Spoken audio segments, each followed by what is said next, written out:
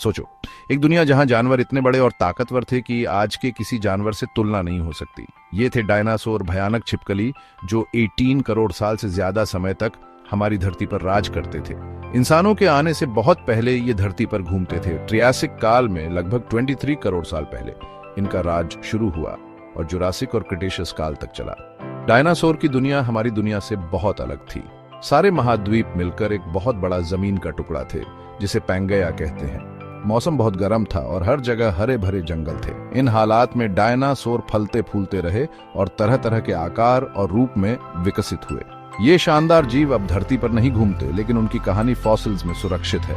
हड्डियां, दांत, पैरों के निशान और यहाँ तक कि अंडे भी हमें बताते हैं कि वे कैसे रहते थे, क्या खाते थे और अपने आसपास के माहौल के साथ कैसे रहते थे। डायनासोर का अध्ययन समय में वापस जाने जैसा है, जो हमें लाखों साल पहले गायब हो चुकी दुनिया की एक झलक दिखाता है। डायनासोर धरती पर चलने वाले पहले रेप्टाइल्स नहीं थे। उनके पूर्वज छोटे छिपकली जैसे जीव थे जो पर्मियन काल में डायनासोर से पहले पैदा हुए थे। ये शुरुआती रेप्टाइल्स सफल रहे क्योंकि उनके पास कई अनुकूलन थे जिनसे वे जमीन पर फल फूल सकते थे। सबसे महत्वपूर्ण अनुकूलनों में से एक था एमनियोटिक अंडा। इस प्रकार के अंडे में एक खोल होता है जो विकासशील भ्रूण को सूखने से बचाता है, जिससे रेप्टाइल्स अपने अंडे जमीन पर दे सकते हैं। रेप्टाइल्स ने अधिक कुशल फेफड़े और मजबूत अंग भी विकसित किए, जो पानी से बाहर जीवन के लिए बेहतर थे। जब पर्मियन काल के अंत में एक बड़े विनाश ने धरती पर अधिकांश जीवन को मिटा दिया, तो रेप्टाइल्स जीवित बचे लोगों में से थे। नए उपलब्ध पारिस्थितिक स्थानों का लाभ उठाते हुए वे तेजी से विविधतापूर्ण हो गए। इसने ट्रियासिक काल में डायनासोर के उदय का मार्ग प्रशस्त किया। जुरासिक काल, जो लगभग 20.1 करोड़ से 14.5 करोड़ साल पहले तक चला, अक्सर डायनासोर का स्वर्ण युग माना जाता है। इस समय के दौरान डायनासोर अपने सबसे बड़े आकार में पहुंचे और कुछ सबसे प्रतिष्ठित प्रजातियां जैसे ब्राचियोसॉरस और स्टेगोसॉरस धरती पर घूमी। जुरासिक जलवायु गर्म और आर्द्र थी, जो हरे भरे वनस्पति के विकास के लिए आदर्श थी। भोजन की इस प्रचुरता ने शाकाहारी डायनासोर को पनपने और विशाल आकार में बढ़ने दिया। सबसे बड़े डायनासोर जैसे ब्राचियोसॉरस और डिप्लोडोकस सौरोपोड थे, जिनकी विशेषता उनकी लंबी गर्दन, लंबी पूंछ और छोटे सिर थे। इस काल में स्टेगोसॉरस जैसे बख्तरबंद डायनासोर का भी विकास हुआ, जिनकी पीठ पर विशिष्ट प्लेटें थीं और भारी बख्तरबंद एंकिलोसॉरस।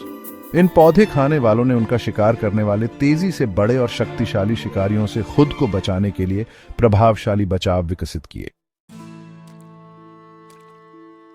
डायनासोर जानवरों का एक अविश्वसनीय रूप से विविध समूह था। उनका आकार छोटे माइक्रोरैप्टर से लेकर, जो मुर्गे से बड़ा नहीं था, विशाल अर्जेंटीनासॉरस तक था, जो 40 मीटर तक लंबा हो सकता था। वे जमीन पर, हवा में और यहां तक कि पानी में भी रहते थे। कुछ डायनासोर मांसाहारी थे जो अपने शिकार का शिकार करने के लिए तेज दांतों और पंजों का इस्तेमाल करते थे। सबसे प्रसिद्ध मांसाहारी डायनासोर टायरानोसॉरस रेक्स है, लेकिन कई अन्य भी थे जैसे एलोसॉरस, वेलोसिरैप्टर और स्पिनोसॉरस। प्रत्येक की अपनी अनूठी शिकार शैली और अनुकूलन थे। अन्य डायनासोर शाकाहारी थे, जिनके दांत शाखाओं से पत्तियों को अलग करने या सख्त पौधों की सामग्री को पीसने के लिए अनुकूलित थे। कुछ जैसे स्टेगोसॉरस के पास रक्षा के लिए प्लेट या स्पाइक्स थे, जबकि अन्य जैसे ट्राइसेराटॉप्स के सींग और फ्रिल थे। डायनासोर ने अपने अपने वातावरण में जीवित रहने के लिए कई तरह के अनुकूलन प्रदर्शित किए, जिससे वे धरती पर रहने वाले जानवरों के सबसे सफल समूहों में से एक बन गए।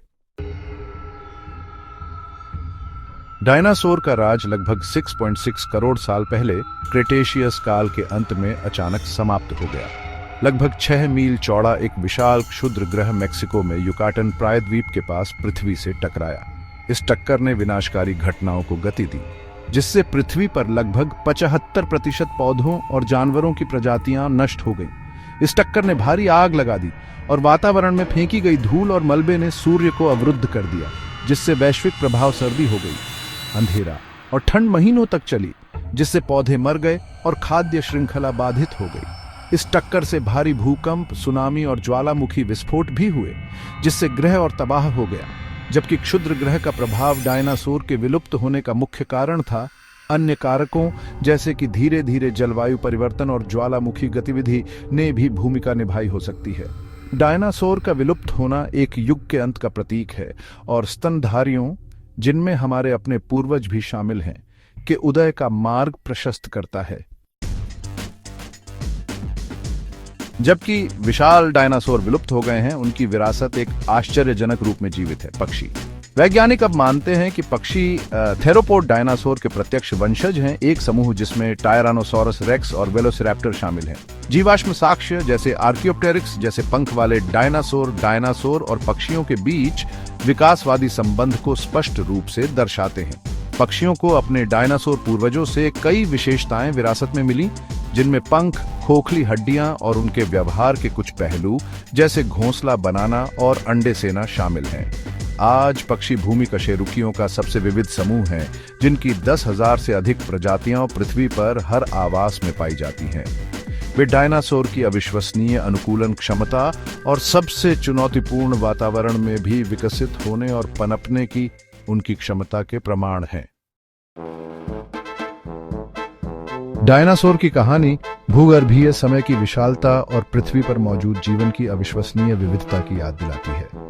यह हमें प्राकृतिक चयन की शक्ति और विकास की निरंतर प्रक्रिया के बारे में भी सिखाती है, जो सभी जीवित चीजों को आकार देती है। डायनासोर का विलुप्त होना जीवन की नाजुकता और अचानक विनाशकारी घटनाओं द्वारा विकास के पाठ्यक्रम को बदलने की क्षमता के बारे में एक चेतावनी के रूप में कार्य करता है। यह उन कारकों को समझने के महत्व पर प्रकाश डालता है जो विलुप्त होने का कारण बन सकते हैं और हमारे ग्रह और इसकी जैव विविधता की रक्षा करने की आवश्यकता है। अतीत का अध्ययन करके हम वर्तमान और भविष्य की बेहतर समझ प्राप्त करते हैं। डायनासोर भले ही चले गए हों, लेकिन उनकी कहानी हमें मोहित और प्रेरित करती रहती है, जो हमें प्राकृतिक दुनिया के अजूबों और उसके भीतर हमारे स्थान की याद दिलाती है।